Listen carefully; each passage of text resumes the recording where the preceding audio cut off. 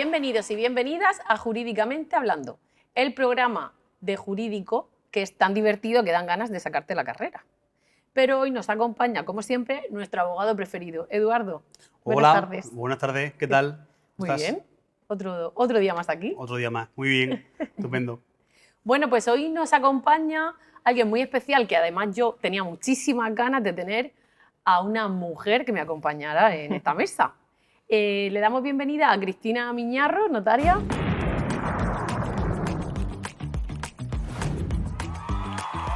Hola, muchas gracias. Y enhorabuena por el podcast porque me parece súper interesante acercar lo que es el mundo jurídico también a la gente, que sienta que esta materia es mucho más amable de lo que parece y que no se abrume tanto cuando tenga cualquier problema de este tipo. Oye, Gemma, un inciso, que sepas que estamos ahora en campaña de traer más mujeres. Muy bien. Pero no es porque tal, sino porque la agenda de las mujeres profesionales con las que estamos trayendo es que es mucho más compleja que la de los hombres. Pero que tenemos previsto los próximos siguientes programas, vamos a tener 3-4 mujeres de primer nivel en el sector jurídico que va a gustar mucho. Pero bueno, Cristina estrena esa faceta.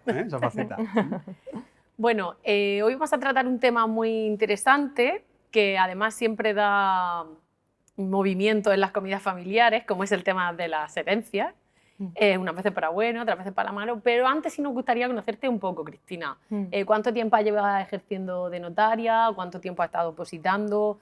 ¿Este ha sido siempre tu sueño, que ahora imagino que ves cumplido? Sí, pues realmente como notario llevo ejerciendo 2 años, bueno, ejerciendo 1 año y medio, porque entre que apruebas la oposición y al final te dan una tregua para recuperarte del trauma de 6 meses, nos dan 6 meses para hacer prácticas si queremos en otras notarías o más o menos organizarte pues tu nuevo destino, que claro, tu nuevo destino implica que a los notarios de nueva generación pues nos pueden mandar al lado de casa o nos pueden mandar pues a cualquier lugar de la geografía española. Tengo compañeros de promoción que se han ido al Hierro siendo del País Vasco, en fin, pueden acabar en cualquier parte de España. Entonces, esos 6 meses también te lo dan para poder organizarte, buscarte una casa, empezar a montar el negocio, contratar a personal si no tuvieras, alquilar un local si tampoco tuviera una notaría, un local disponible. Por eso dan esa moratoria de 6 meses. Así que ejerciendo llevo 1 año. Cristina, una pregunta, perdona, Gemma. Vamos a ver, el tema está, yo quiero que, porque yo también lo desconozco un poco, que nos cuente, es decir, tú apruebas tu oposición, Sí. ¿no? Y tienes esos 6 meses pues, para hacer prácticas en otra notaría y demás, o para buscar un local. ¿Cómo es la asignación de plazas? Es decir, eso, tú con tu oposición adquieres pues, un nivel de escalafón, imagino, y sacan X plazas disponibles, ¿no? Sí. Por todo el territorio nacional. Imagino que tú seleccionarás X destino, Sí. ¿no? Y te lo dan o no te lo dan, depende, imagino que de... Explícanos un poquillo eso. Exacto, en el primer concurso va por escalafón en función del número que hayas sacado de la oposición. En notarías, en el caso de notarías hay 2 tribunales y entonces se hace cremallera, tribunal 1, tribunal 2, el que queda no va por nota, sino es el 1 del 1, el 1 del 2 y así, el 2 del 1, el 2 del 2. Eso forma el escalafón y a partir de ahí salen a concurso la totalidad de notarías que hay vacantes y en ese primer concurso sí que tienes que escribir una lista de todas las notarías que existen en España, desde tu preferida hasta la última. Yo aposté sobre todo por la cercanía a mi casa, porque también durante la oposición pasan muchas cosas, nacieron mis 5 sobrinos y claro, me apetecía estar cerca de casa. Si hubiera probado a lo mejor 2 años antes, pues a lo mejor hubiera preferido irme fuera por tener la experiencia, pero ya prioricé eso, así que empecé en la Font de la Figuera como notario en Valencia, que ahora están pasando un poco más los pobres, pero nada, muy bien, y además tuve la ayuda y la suerte de tener una oficial maravillosa que me ayudó muchísimo y me ha enseñado lo que es la práctica del ejercicio, porque opositando tú aprendes ley, aprendes sabes resolver la duda del oficial en el sentido de si este documento está bien, si está mal, pero no sabemos ni hacer una copia, ni hacer una diligencia, no sabemos hacer nada de lo que es un trabajo de ordenador. Sabemos toda la teoría, pero claro, luego hay que traducirla a la práctica. Claro. ¿Y cuánto tiempo estudiaste, Cristina, para llegar a ser notario? Pues, a ver, realmente te estás preparando toda la vida. Yo sabía que quería opositar desde muy pequeña. Yo creo que ya en bachiller tenía una metodología de estudio muy memorística que estaba enfocada al tema de la oposición, porque en la oposición, bueno, son 350 temas que te tienes que saber de memoria y además en las oposiciones, por así decirlo, que están un escalón, en el último escalón de las oposiciones jurídicas, como son abogado del Estado, registro, notaría, implican también literalidad en la legislación. Es decir, el Código Civil te lo tienes que saber entero, desde el artículo 1 hasta el 1900, ya no me acuerdo, 76 creo, con puntos y comas. Y si te equivocas, está mal y te pueden suspender el examen. Y de hecho yo tenía temas enteros de artículos.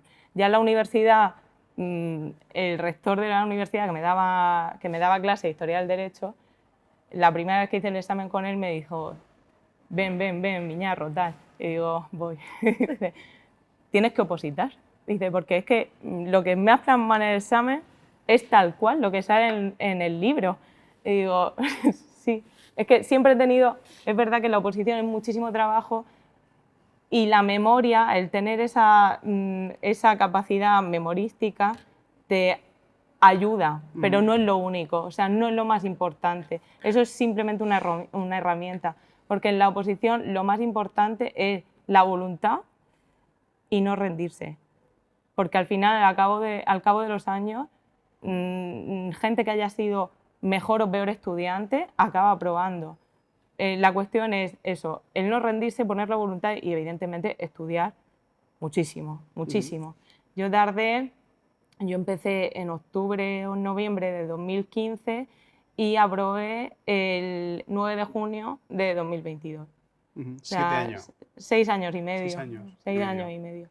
Que bueno, que tuve suerte, por así decirlo. ¿Y a un ritmo de 8 horas diarias o 9 horas diarias, 10 horas diarias? Yo empecé muy fuerte porque yo tenía la idea de aprobar cuanto antes, porque la carrera me la preparé muy bien y tal, me encantaba el derecho civil, pero claro, es que en la oposición pasan cosas que tú trabajas con tu mente, esto es como un deportista olímpico.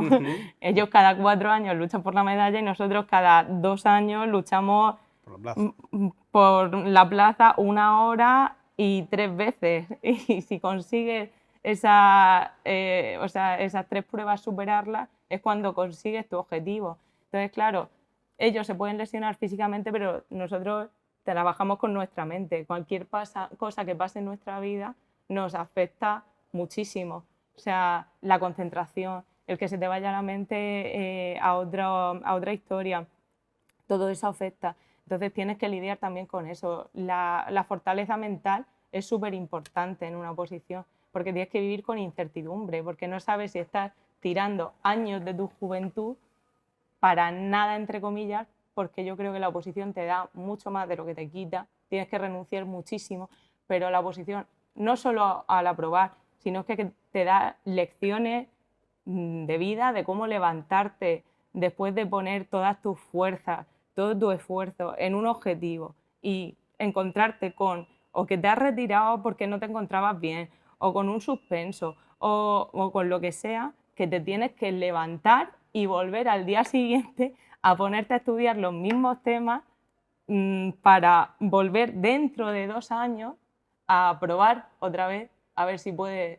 aprobar. ¿Cómo es ese momento en el que te comunican, te llegan, te notifican, en el que te das cuenta que has aprobado la plaza? Bueno, eso yo creo que no voy a tener un momento, es que puede que me emocione recreándolo. Un momento más feliz en toda mi vida. Porque es un proceso de tal esfuerzo personal, de tanta renuncia, de tanto, es que tanto sacrificio para conseguir eso y que siempre lo ves lejos, parece que no lo puedes alcanzar y que eso llegue. Me acuerdo que estábamos en Madrid, mis padres y yo, esperando la nota, fue el día de mi cumpleaños. Claro. 9 de junio. Fue el 9 de junio. Fue el peor día de mi vida hasta las 9 de la noche. Porque era una incertidumbre, porque el último ejercicio no es oral. En los orales tú te presentas, cantas los temas, que en el jerga de oposición es cantar, hacer el examen, y al final del día te lo dicen. Eso en el primero y en el segundo. El tercero, que es el práctico, que es el decisivo, pues tú haces el examen tus 6 horas de dictamen práctico, luego vas a la semana siguiente a leerlo a Madrid y luego te tardan en corregirte el examen una semana en darte la nota. Bueno, esos días fueron horrorosos. Y claro, entre la tensión y tal, yo me acuerdo cuando vi la nota, vi que estaba en la lista, vi mi nombre, dije, ay, ¿qué he aprobado? Me lo dijo mi padre, dice, ¿qué he aprobado? Que lo ha conseguido, tal. Ahí los tres abrazándonos y llorando y riéndonos al mismo tiempo. Y ya decírselo a mis amigas, decírselo a Julio, que me ha apoyado muchísimo, a mis hermanas. Qué bien, qué bonito. Una comunica la posición, otra el embarazo, y Sí, cada sí. uno lo que va viviendo, ¿no? Sí. Yo, Gemma, yo te voy a preguntar, ¿qué asocias a la profesión de notario? ¿Tú lo asocias con una profesión tranquila, una profesión económicamente estable? ¿Con qué lo asocias? Yo lo ¿Con riqueza? relaciono, ¿Con qué? es verdad que lo relaciono, quizás porque también he estudiado en oposición, pero he hecho una carrera, y entonces si lo relaciono como que lo admiro, ¿no? Porque a mí me ha gustado salir un poquito y entonces yo creo que no, o sea, lo admiro. De hecho, yo hice el máster pedagógico para poder opositar a profesora y siempre digo que me da muchísima pereza volver a ponerme a estudiar. O sea, admiración absoluta ante notarios, registradores, esos puestos que cuentan tantísimo trabajo. Pero sobre todo lo relaciono... Uy, es que me viene a la mente la hipoteca, es que yo solo he ido a firmar hipoteca, no he ido a firmar ninguna herencia. Entonces, bueno, pues la verdad es que lo relaciono más a eso, la verdad, no te voy a engañar. Mucha gente tiene la idea de que ser notario ya, pues Cristina en este caso, por ejemplo, después ya tiene la vida resuelta, ha aprobado la plaza y ya tiene la vida resuelta. Pero es que Cristina, en este caso, como serán otros muchos compañeros suyos, actualmente, ¿cuál es tu posición? O sea, ¿tú como ejercer eres funcionaria o qué es lo que eres? Nosotros tenemos un régimen de ser funcionarios públicos porque somos servidores públicos, estamos para lo que necesite el ciudadano, para lo que necesite en todos sus momentos más cruciales de la vida. Pero al mismo tiempo somos profesionales del derecho, es decir, yo soy autónomo, estoy dada de alta y pago la cuota de autónomo. A los empleados, que hay mucha gente que se sorprende, mis empleados no son funcionarios, son empleados de notaría contratados por mí y los pago yo. Claro. Entonces, claro, que mucha gente se queja de que si los notarios ganan más o menos dinero. Solo los notarios sabemos lo que tenemos que pasar para poder estabilizarte en una notaría y poder sacarle rentabilidad a la notaría. Y además, es verdad que ese servicio se lo estamos haciendo también al Estado, porque si no tendría que asumir todo el coste de nuestro propio sueldo, el de los notarios, los registradores y además el sueldo de nuestro personal. Y claro, la notaría funciona cuanto más personal tiene. Bueno, no tiene por qué. Hay oficiales que son muy eficaces y que no necesitan que haya más equipo. Aún así, empezar una notaría implica que tú empiezas, dependiendo del destino, o con más o menos recursos. Yo, por ejemplo, tuve mucha suerte en el primero, en Fuente la Higuera, que tenía tanto local como un sitio donde poder quedarme a dormir como una empleada. Sin embargo, ahora que estoy en Vélez Rubio de notario, he llegado y el local había, pero necesitaba muchas reformas, así que decidí cambiar el local, ponerme en una planta baja porque así acercaba más la notaría a la gente. Es decir, eso implica una inversión, una reforma que pago yo de mi bolsillo, que no lo paga la administración, y luego no tenía empleados. Así que buscar empleados de notaría no es nada fácil. La gente no es un trabajo muy común, no hay mucha gente que haya tenido experiencia en notaría.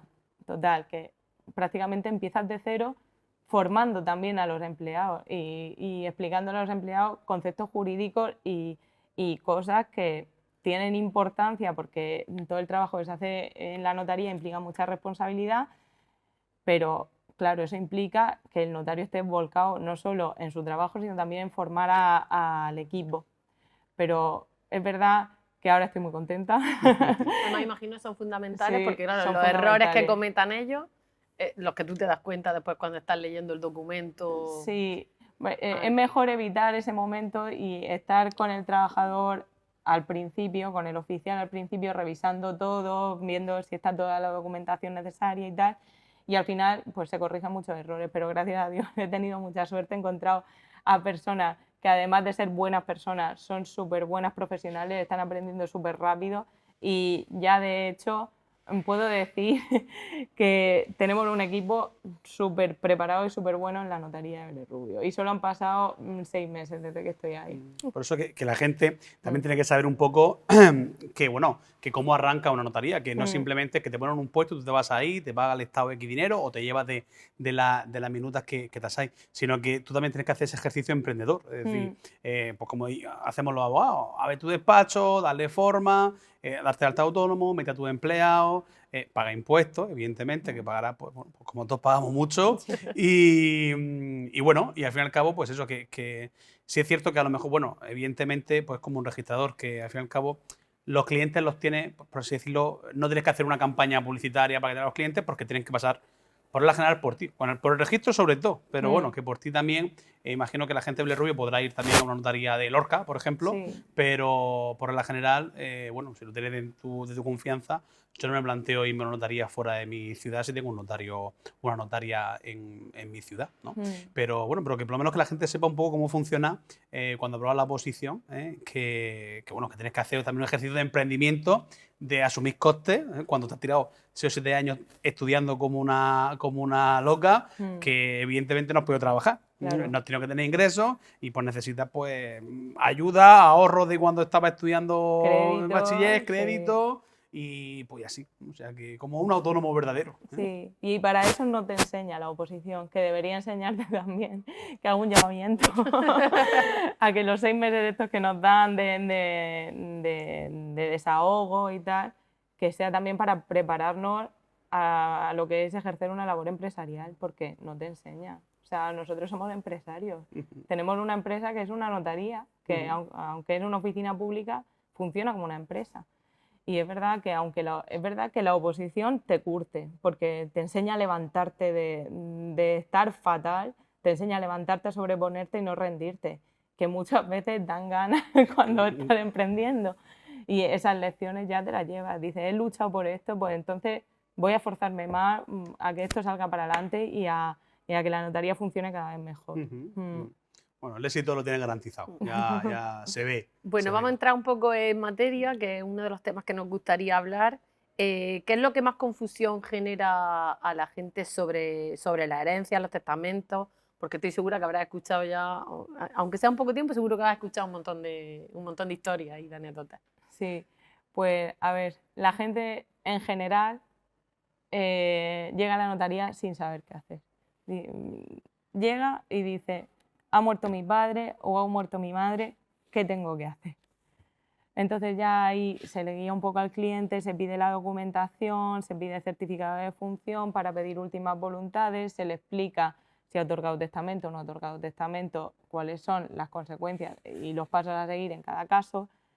Pero en general la gente, o sea, hay mucha ignorancia, entre comillas, en ese sentido, que a lo mejor deberíamos también plantearnos que la formación jurídica básica debía ser generalizada en toda la población, porque el derecho al final son las normas por las que se rige nuestra sociedad. Entonces, más o menos una idea de, ya digo, básica, no tiene por qué saber una persona todos los pasos que implica una herencia, no, pero básica de lo que es una herencia, de lo que es un testamento. Eso, pues más o menos debería impartirse, debería conocerse, debería extenderse y por eso iniciativas como esta creo que pueden ser interesantes para que la población pues vamos a aprovechar para dar un consejo, si así lo considera, a nuestro público. ¿Crees que tengamos la edad que tengamos, es interesante que la gente tenga testamento? Sí, que le facilita después a sin duda. a los familiares? Sí, sin duda, porque ya partiendo de la base, el testamento implica que ya el testador ha plasmado su última voluntad en un documento público. En el caso de que no haya otorgado testamento, pues entonces hay que saber quiénes son los herederos. Eso implica 2 actos jurídicos, o sea, tienes que hacer primero un acta de requerimiento para la declaración de herederos, en la que se presenta cualquiera de los interesados y 2 testigos. Y tienes que aportar además pruebas de que esa persona ha fallecido, con quién estaba casado esa persona, si el cónyuge está fallecido, también aportar pruebas, bueno, pruebas es el libro de familia con la relación de todos los hijos, si alguno de los hijos ha fallecido, también el certificado de función, es decir, que es una complicación innecesaria que con un testamento se soluciona, aparte de que implica mayores costes y se dilata también el proceso, porque una declaración de fallecimiento, hacer el acta de requerimiento y hasta 20 días después, hábiles, perdón, no se puede resolver. Total, que eso se junta, la dilación de los plazos con la obligación de que Hacienda siempre está detrás de ti. Cerca de nosotros. Sí, viendo que no se pasen los 6 meses para liquidar el impuesto, y mucha gente le gusta hacer las cosas por su orden, la partición de herencia y la liquidación del impuesto. Pues en más de una ocasión me he visto en la tesitura de tener que hacer una liquidación en documento privado del impuesto y luego hacer la partición de herencia. Es decir, se suman los costes de la liquidación en documento privado, los costes de una declaración de herederos, más los costes de la partición de herencia, mientras que si mueres con testamento es simplemente la declaración de herederos, la partición hereditaria y luego la liquidación del impuesto. Y querría saber qué cuesta hacer un testamento y después si los impuestos... Rompe un poco ese mito, Cristina, porque mucha gente asimila testamento con tener que gastarte 1.000 euros en un notario. O sea, cuando un documento que realmente no es caro, ¿no?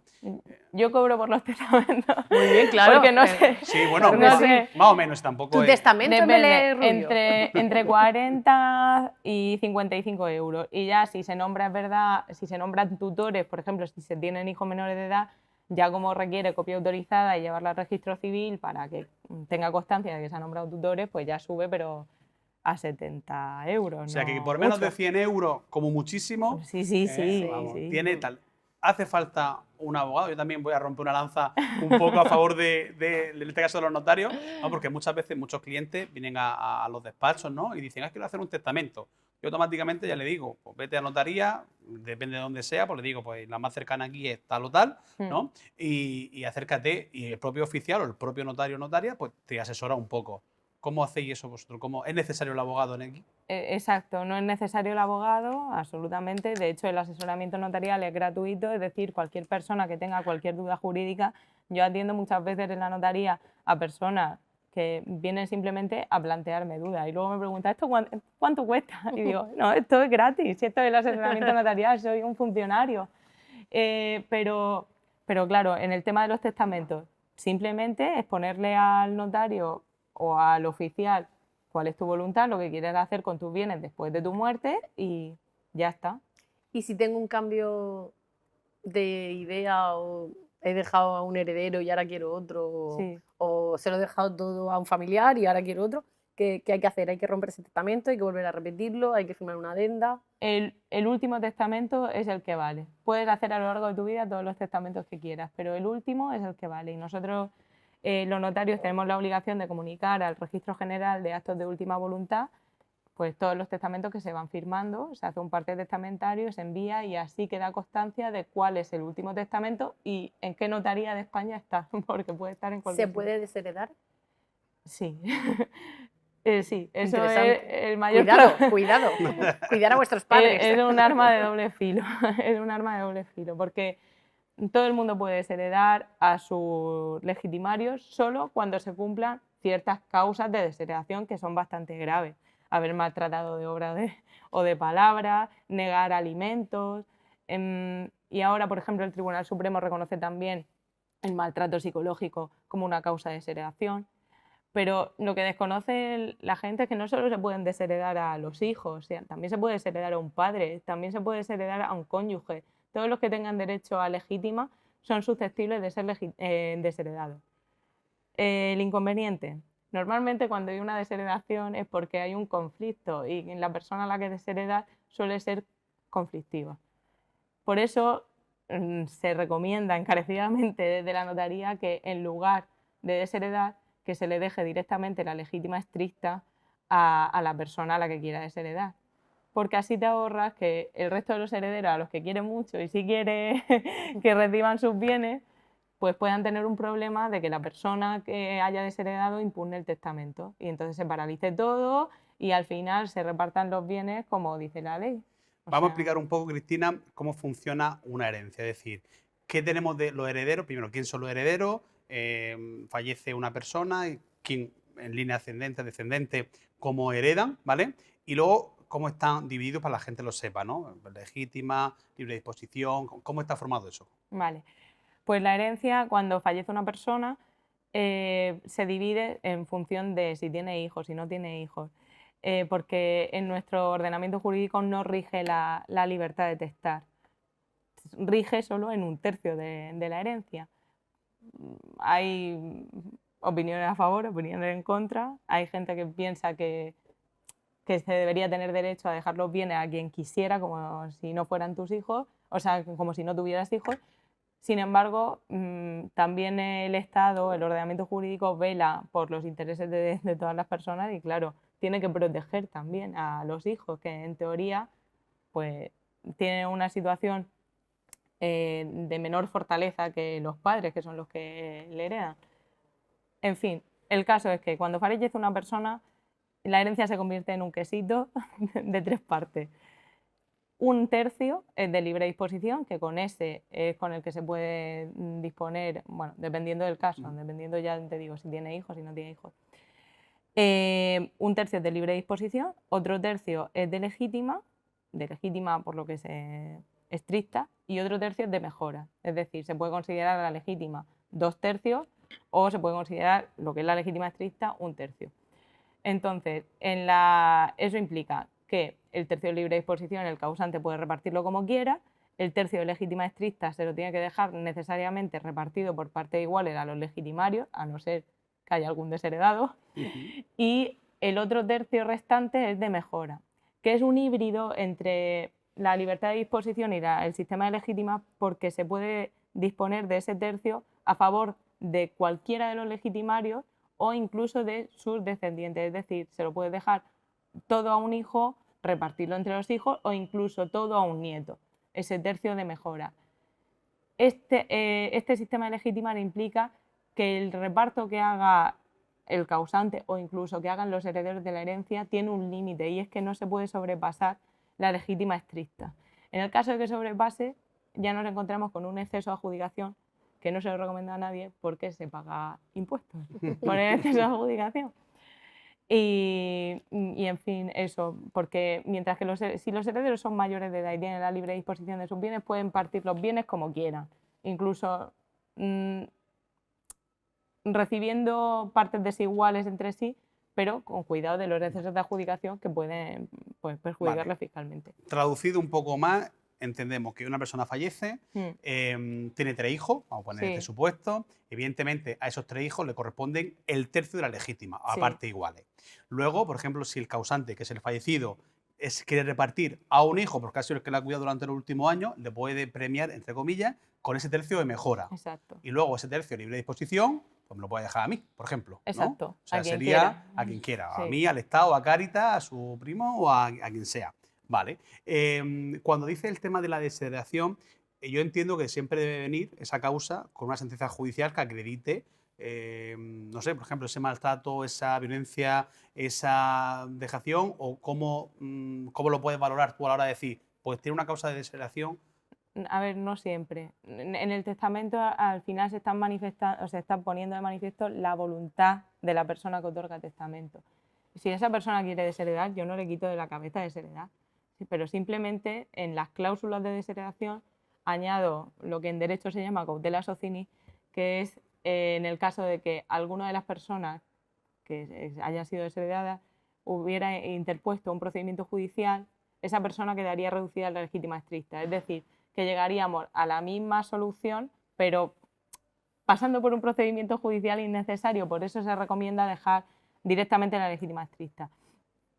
Pero aún así, lo que implica las causas de desheredación no se tienen por qué acreditar en el momento de otorgar testamento. Como es una manifestación, si el cliente a mí me manifiesta es que me ha tratado fatal, tal, yo lo pongo en el testamento que esta persona quiere desheredar en virtud de la causa prevista en el artículo, creo que es 852 y siguientes del Código Civil. No te voy a corregir. Y ya está. que sea- Vale, o sea, que tú simplemente recoges esa manifestación, se Sí. procede así, pero como tú bien has comentado, eso que no se recomienda muchas veces. ¿Por qué? Porque lo más probable es que los otros herederos que sí se le han puesto en testamento van a tener problemas, porque Claro. este hombre o esta mujer va a darle caña, va a impugnar ese testamento y vaya a tener el lío. Vale, mensaje captado. Mensaje captado. Y otra duda que me surge a mí. Yo soy la que más dudas tiene, no sé por qué. ¿Cuándo se aconseja rechazar una herencia o cuando una persona quiere rechazar una herencia, qué consecuencias conlleva? Pues la renuncia es recomendable en el caso de que la persona que haya fallecido Tenga deuda. tenga imagino. muchísimas deudas. Tenga deudas, que tenga todos sus bienes embargados, que tenga procedimientos ejecutivos en contra suya, lo cual dificulta bastante el procedimiento ejecutivo, porque ya me he encontrado con algunos en la que no hay a quien notificar porque es una herencia yacente. Pero sí, las renuncias solo se recomiendan en ese caso. Es verdad que mucha gente me pregunta, y a lo mejor hay que tenerlo en cuenta a la hora de asesorar a las personas, a la hora de otorgar testamento.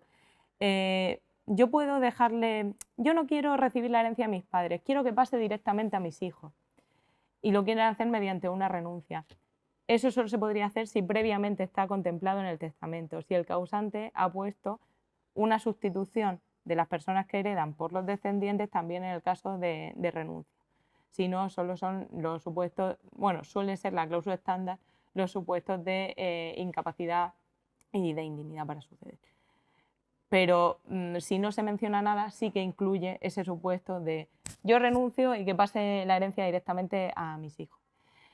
No obstante, la renuncia solo es recomendable en ese caso. E incluso si tiene deudas pero tiene muchos bienes, a lo mejor interesa hacer una aceptación a beneficio de inventario, que eso implica que hacer un inventario global de todos los bienes y deudas del causante y hacer la resta simplemente. Y solo recibe el positivo, o sea, solo reciben los bienes que quedan después de pagar las deudas, porque hay una máxima en derecho que es antes pagar que heredar.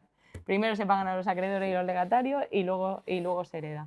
Y la renuncia, ¿cómo se hace? Se hace siempre en documento público, ante notario, y hay que tener mucho cuidado con los actos que se hacen previamente a la renuncia, porque pueden ser actos que impliquen aceptación de heredero.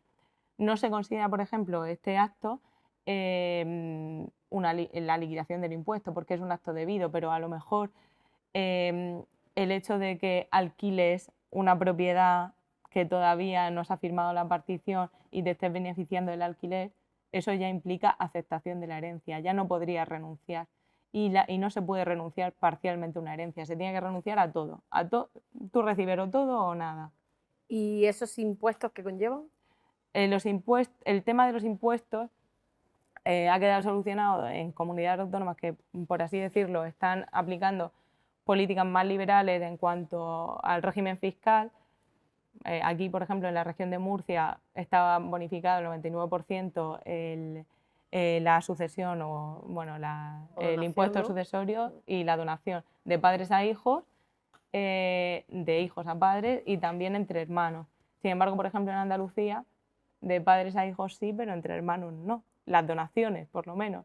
Entonces, ya en la materia fiscal hay que hacer números, hay que hacer cuentas para saber lo que te conviene o no. ¿Qué interesa más, donar en vida o heredar después? Eso es una buena pregunta. A ver, donar te asegura que el régimen fiscal que hay actualmente no cambie. Sin embargo, si heredas, no se sabe si dentro de 10 años pues vamos a tener las mismas normas fiscales o no. De hecho, cada vez se está practicando más la donación en vida. Sí, sí. Y el hacer la triquiñuela, Cristina, de decir, sé que me quedan con los telediarios, voy a donar a, yo qué sé, pues a mi nueva novia, ¿no? Y dejo a mi hijo porque llevo sin verlo mucho tiempo. ¿Eso qué? ¿Se puede hacer, no se puede hacer? ¿Se puede impugnar, no se puede impugnar? Las donaciones, es que ya no recuerdo, sé que los legados sí pueden ser inoficiosas, sí, las donaciones también pueden ser inoficiosas, no pueden perjudicar a la legítima de los herederos, esas se traen al final a la herencia y si se tiene que declarar inoficiosa por excesiva, pues la donación no sería válida, si perjudica a la legítima, mientras que le deje la legítima... Mientras le deje el tercio de lo que tienes... Él cumple, sí. Vale, o sea que la gente tiene que entender que si tiene en la cuenta pues, 100.000, ¿no? Por ejemplo, más en propiedades otros 200.000, que son 100.000 lo que le corresponden a esa persona, ya sea en tipo inmueble, en tipo de participaciones de esos inmuebles o en tipo de dinero, ¿no? Vale, ¿qué es un legado? Un legado es una disposición testamentaria a título particular. Es una orden que da el testador de que un bien concreto vaya a una persona concreta. Los legados van al margen de la herencia. De hecho, las personas que entregan los legados son los herederos y tienen que pagarse los legados antes de heredar. No obstante, los legados, como hemos dicho, pueden ser inoficiosos si perjudican a la legítima. Aún así, mucha gente se plantea también si es al mismo tiempo heredero y legatario, si puede aceptar la herencia y renunciar al legado, si puede aceptar el legado y renunciar a la herencia. Eso sí se puede hacer. Lo que no se puede hacer es aceptar parcialmente una herencia. Pero en el caso de los legados, sí. Y se puede legar todo tipo de cosas, incluso dinero se puede legar. Esta pregunta te va a parecer poco formal, pero es que en la televisión a veces sale. ¿La herencia a la mascota? Ah, uf. No me he encontrado ningún caso, ¿eh? No, pero yo creo que hay me he veces encontrado casos de disponer el dueño de un gato quién se queda con el gato, que es prácticamente como nombrar tutor. Ahora, tal y como están las cosas, porque cuando te compras un perro lo adoptas. Yo imagino que eso no se puede hacer legalmente, claro.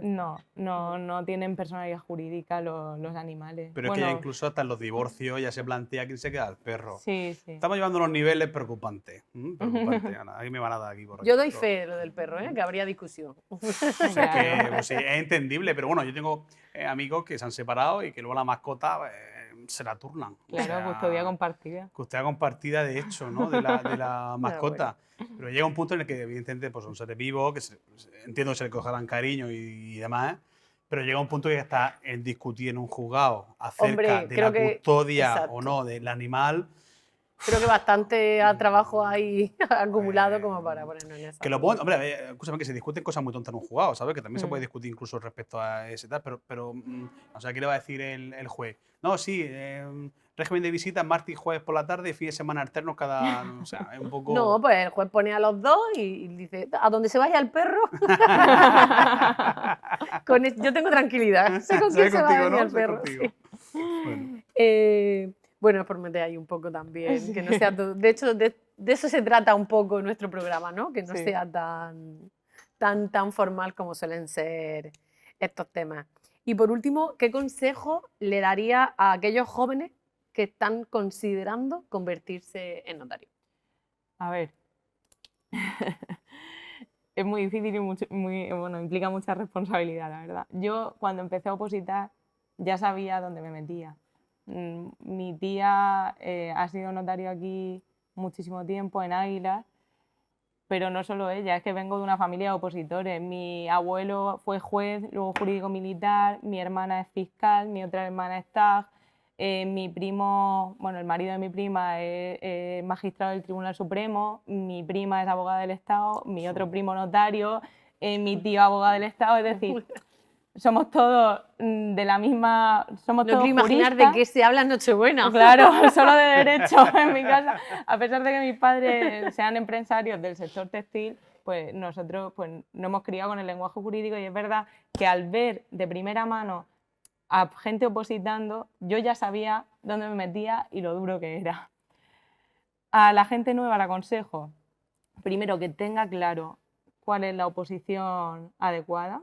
Yo tenía claro que me gustaba el derecho civil, de hecho empecé a opositar el registro y como alterna el registro de notaría al final me acabé presentando a notaría y aprobé a la primera notaría, pero tienen que tener claro eso, primero elegir la oposición y luego saber que tienes que reconectar con tu meta todos los días. O sea, todos los días te tienes que levantar y decir, me tengo que visualizar aprobando, me tengo que visualizar ejerciendo, me tengo que visualizar cumpliendo mi sueño y viviendo, porque la oposición no tiene la sensación de vivir. Es verdad que valoras mucho más los pequeños momentos de la vida, tomarte una Coca-Cola, dices, Dios, esto era un placer. ¿Te tomabas algún día libre? Sí, tenía un día libre, sí. Pero al principio, los primeros años fueron de estudios de 16 horas diarias. La gente, los que empiezan se tienen que preparar para eso, que su vida es estudiar. Y tienen que ser conscientes también de sus propias limitaciones, saber cuáles son sus puntos débiles. Y en los primeros 6 meses, saber si estás preparado o no para opositar, no solo en cuanto al desarrollo de los temas, no todo el mundo sabe hacer un examen oral. O sea, ese dominio del tiempo, el cronómetro, esa práctica, verla al principio y si no, esto no es para esa persona. Hay mucha gente que prolonga la situación muchos años y necesariamente cuando se sabe ya desde un primer momento en que no puede opositar, bien o porque no tiene la voluntad suficiente, la capacidad de sacrificio, o bien por eso, porque prácticamente no sabe desarrollar un examen oral. Y luego, eso a priori. Y a posteriori, cuando ya lleven años estudiando, es fundamental eso, que no se rindan, que conecten siempre con su meta todos los días, porque la motivación dura un año. Luego ya estar ahí aguantando como puedes, pensando, es algo que eliges y que sabes que te hace daño, pero que puede ser muy bueno para ti. Y la oposición te da cosas muy buenas, o sea, las luces más brillantes del mundo, pero también unas sombras horrorosas. Y lo que tenemos que vivir en nuestra soledad, muchas horas solo, eso tienes que prepararte psicológicamente. Si necesitas un coach, que ahora se han puesto de moda también entre el mundo de las oposiciones, te lo buscas, pero lo fundamental es no rendirse, porque al final, si estás preparado y es para ti, llegará. Y si no es para ti, ya decía Chico y Ortiz, notario y registrador, que oposita que algo queda. No solo las lecciones que tú aprendes jurídicas, no solo conocimientos jurídicos, sino las lecciones de vida, porque es muy difícil levantarte todos los días, hacer lo mismo, saber que son 8 horas, saber que puede que lo hagas en balde, no para conseguir tu objetivo, y es muy difícil lidiar con eso y sobre todo levantarse de los fracasos. Te sientes muy mal cuando te dan un no, y asimilarlo. Eso también era una lección. Sí. Eduardo, ¿algo más que añadir? Pues yo no, yo creo que, bueno, yo encantado, Cristina, con que haya estado con nosotros. Se ha quedado totalmente resuelto siempre la duda que tenemos la gente de a pie, ¿no? Que es respecto al tema de la herencia, los testamentos, si se puede desheredar, si no. O sea que también era importante que supiéramos un poco cómo una mujer de 31 años ha podido alcanzar, por así decirlo, tan rápido, porque te quedan muchos años por delante, ¿eh? Y pues eso, ella en 2015 comenzó a opositar, yo abrí mi despacho. O sea, ella ahora comienza o lleva ya un año y medio con su etapa profesional, ¿eh? Y entonces, pues, desearte mucha suerte, muchas gracias por habernos acompañado. Gracias.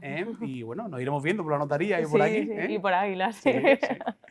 Cristina, yo también te quiero dar las gracias. Estoy segura que es tu primera visita, pero que no va a ser la última, porque seguro que nos surge algún tema con el que queramos volver a contar. Encantada de venir contigo. Y nada, darte la enhorabuena y que desde luego que los sueños, si te los propones, se cumplen, y alguien tan joven y tan válido como se nota que eres, pues la verdad es que es un orgullo para nosotros que hoy nos haya acompañado. Muchas gracias. Y que ya sabe todo el mundo que tiene su notaría en Melderrubio. Eso es. Por supuesto, y alrededor ya saben dónde está la notaría. Creo que si va acompañado de abogados Simó, seguro que el éxito ya está más que asegurado. Así que nada. Bueno, pues se nos acaba el tiempo. Daros las gracias por acompañarnos detrás de la pantalla una semana más, y os esperamos como siempre en Jurídicamente Hablando, de la mano del despacho de Simó Abogados. Muchas gracias.